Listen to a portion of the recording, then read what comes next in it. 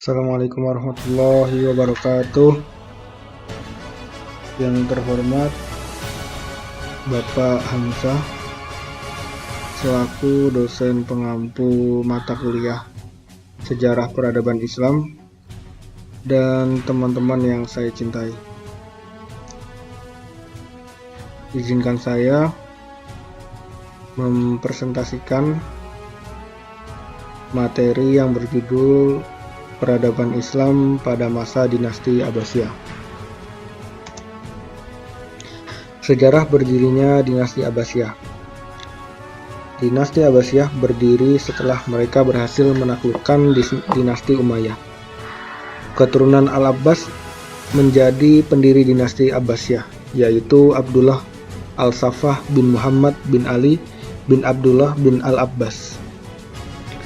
Kelompok Abbasiyah merasa lebih layak memegang tonggak kekuasaan daripada Bani Umayyah karena mereka berasal dari Bani Hashim yang lebih dekat garis keturunannya dengan Nabi Muhammad SAW. Saat itulah sejarah runtuhnya Bani Umayyah. Sejarah berdirinya dinasti Abbasiyah tidak dapat dilepaskan dari peperangan yang berdarah dan bergejolak.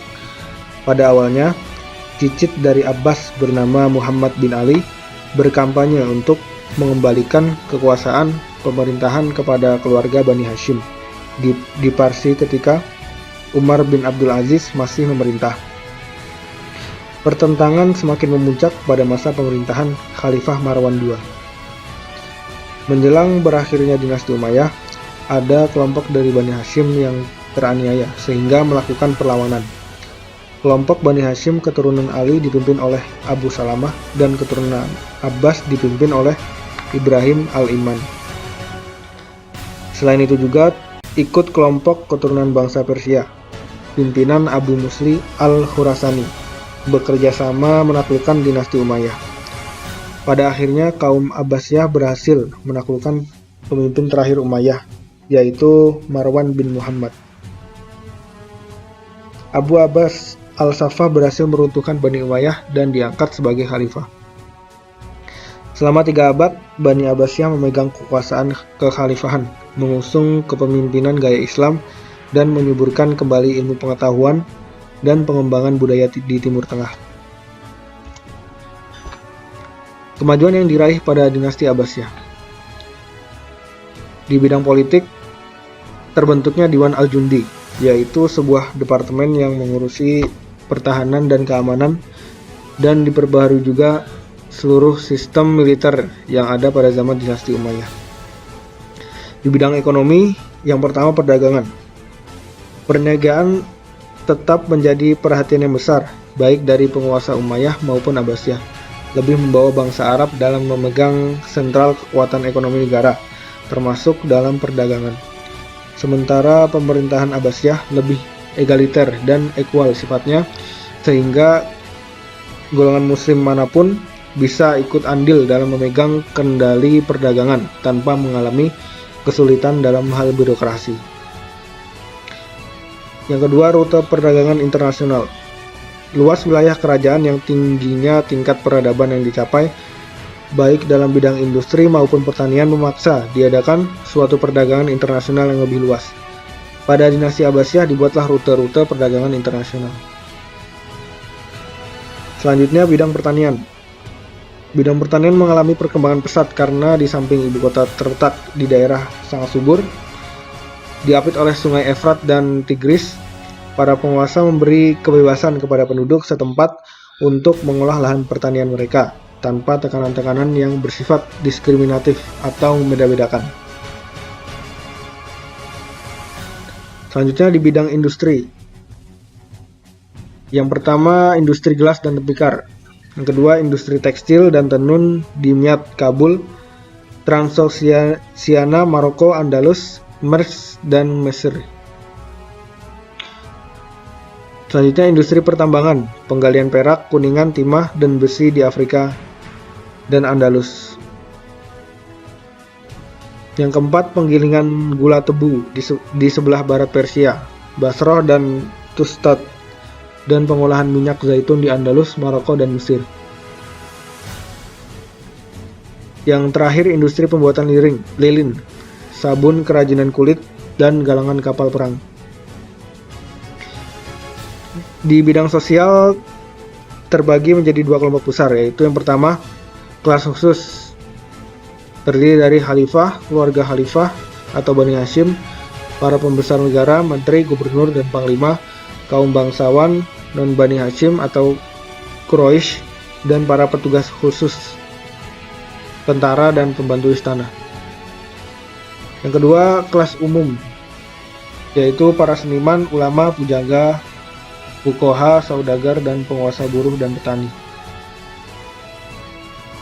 Di bidang ilmu pengetahuan, diberikan fasilitas berupa materi atau finansial dan tempat untuk terus melakukan berbagai kajian ilmu pengetahuan melalui bahan-bahan rujukan yang pernah dirilis oleh masyarakat sebelumnya.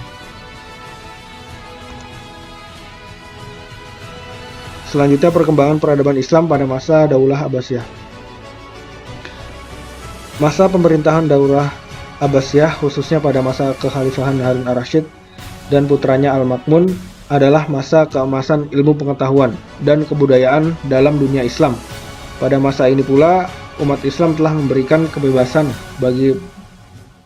bagi berperangnya akal dan pikiran untuk kemajuan manusia saat itu. Pada masa kekhalifahan ini pula, hasil pemikiran manusia dan para ahli ilmu dari berbagai bangsa di dunia yang saat itu berkembang saling melengkapi dan menambah kemajuan ilmu pengetahuan dalam dunia Islam. Di samping banyak bermunculan karya-karya ilmuwan muslim, bermunculan pula karya-karya berbahasa asing, terutama bahasa Yunani yang diterjemahkan ke dalam bahasa Arab. Buku-buku dari berbagai bahasa dan berbagai judul itu dipilih dan diserahkan kepada para ilmuwan muslim untuk diterjemahkan ke dalam bahasa Arab. Khalifah menyediakan dana yang sangat besar untuk kegiatan penerjemahan ini. Yang menarik dari perkembangan ilmu pengetahuan pada masa Bani Abbasiyah adalah bahwa sebagian besar orang-orang yang berkecimpung dalam bidang ini tidak hanya berasal dari bangsa Arab Muslim atau dikenal dengan kaum Mawali. Kaum Mawali adalah Muslim yang berasal dari bangsa non-Arab, terutama orang-orang yang berasal dari Persia. Para ilmuwan Muslim pada Bani Abbasiyah menjelajah 3 benua untuk menuntut ilmu pengetahuan. Ketiga benua yang dipilih adalah benua Asia, Eropa, dan Afrika. Dari tiga benua ini dianggap mengalami kemajuan yang sangat pesat dari semua ilmu pengetahuan. Setelah kembali dari tempat pengembaraan, para ilmuwan muslim membaca dan menerjemahkan buku-buku tersebut. Dalam waktu lama, mereka berusaha menggali berbagai pengetahuan dan kemudian menulis berbagai buku, terutama buku-buku dalam bentuk Dairatul Ma'arif atau saat ini lebih dikenal dengan sebutan ensiklopedia. Dari buku-buku itulah masyarakat muslim saat itu belajar dan terus mengembangkan pengetahuannya di berbagai masjid yang saat itu dijadikan sebagai pusat kegiatan pendidikan. Dengan semakin giatnya kaum muslimin mempelajari berbagai ilmu dari berbagai buku yang ditulis oleh para ilmuwan muslim dan buku-buku berbahasa asing yang diterjemahkan oleh mereka, maka masyarakat Islam pada masa itu menunjuk perkembangan ilmu pengetahuan yang sangat luar biasa. Perkembangan peradaban Islam pada masa Daulah Abbasiyah. Tempat belajar. Dari waktu ke waktu, tempat belajar pada masa Daulah Abbasiyah berkembang sangat pesat. Hal ini disebabkan dengan semakin pesatnya gerakan penerjemahan berbagai macam kitab atau buku-buku dari berbagai bahasa dan bangsa ke dalam bahasa Arab. Hal ini juga didukung dengan berkembangnya industri kertas yang terus dikembangkan oleh para khalifah untuk menunjang majunya penerbitan buku-buku. Pada mulanya, tempat-tempat belajar pada masa itu tidak berbentuk madrasah atau sekolah atau pesantren sebagaimana yang ada pada masa kini. Tempat belajar ketika itu hanya merupakan tempat orang-orang yang berkumpul untuk belajar ilmu pengetahuan. Tempat-tempat tersebut antara lain sebagai berikut. Yang pertama, kutab, yaitu tempat belajar untuk tingkat pendidikan rendah dan menengah. Yang kedua, masjid, yaitu yang biasa dipakai belajar untuk tingkat pendidikan yang lebih tinggi. Yang ketiga, majelis muhadharah, yaitu majelis tempat bertemunya para ulama, sarjana, ahli fikir untuk membahas masalah-masalah ilmiah. Yang keempat, Darul Hikmah, didirikan oleh Khalifah Al-Ma'mun. Darul Hikmah adalah perpustakaan terbesar pada masa Bani Abbasiyah. Di tempat ini juga disediakan tempat belajar bagi pengunjung perpustakaan. Di samping itu dibangun pula sebuah perguruan tinggi yang diberi nama Darul Hikmah. B. Kegiatan menerjemah.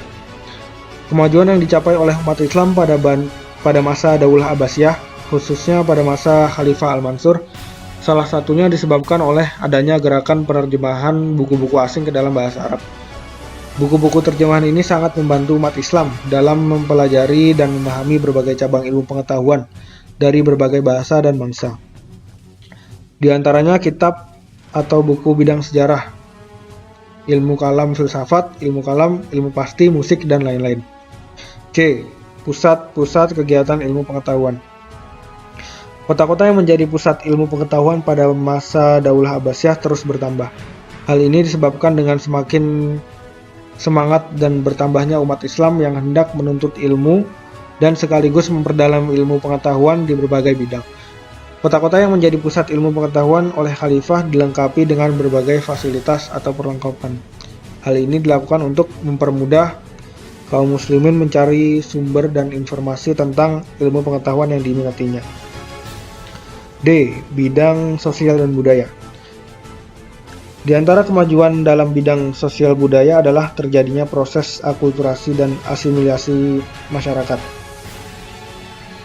Seni arsitektur yang dipakai dalam pembangunan istana dan kota-kota seperti pada istana Qasrul Zahabi dan Qasrul Khuldi.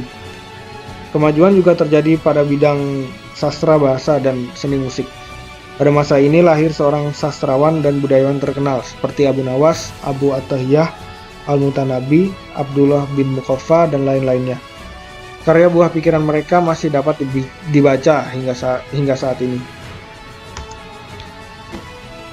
E. Bidang politik dan militer. Pemerintahan dinasti Abbasiyah membentuk Departemen Pertahanan dan Keamanan yang disebut Diwanul Jundi. Departemen ini yang mengatur semua yang berkaitan dengan kemiliteran dan pertahanan keamanan.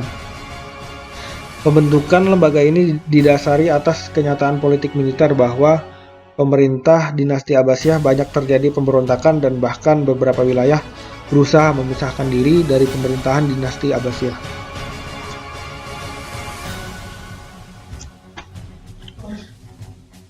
Kemunduran Daulah Abbasiyah. Yang pertama, faktor eksternal. Serangan Mongolia. Orang-orang Mongolia adalah bangsa yang berasal dari Asia Tengah, sebuah kawasan terjauh di Cina. Terdiri dari kabilah-kabilah yang kemudian disatukan oleh Genghis Khan. Mereka menghancurkan kota Baghdad dan membakarnya. Pembunuhan berlangsung selama 40 hari dengan jumlah korban sekitar 2 juta orang. Perlu juga disebutkan di sini peran busuk yang dimainkan oleh seorang Syiah Rafidhah, yaitu Ibnu Al-Qami, Menteri Al-Mu'tasim, yang bekerjasama dengan orang-orang Mongolia dan membantu pekerjaan-pekerjaan mereka. Yang kedua, faktor internal. A. Perebutan kekuasaan di pusat pemerintahan.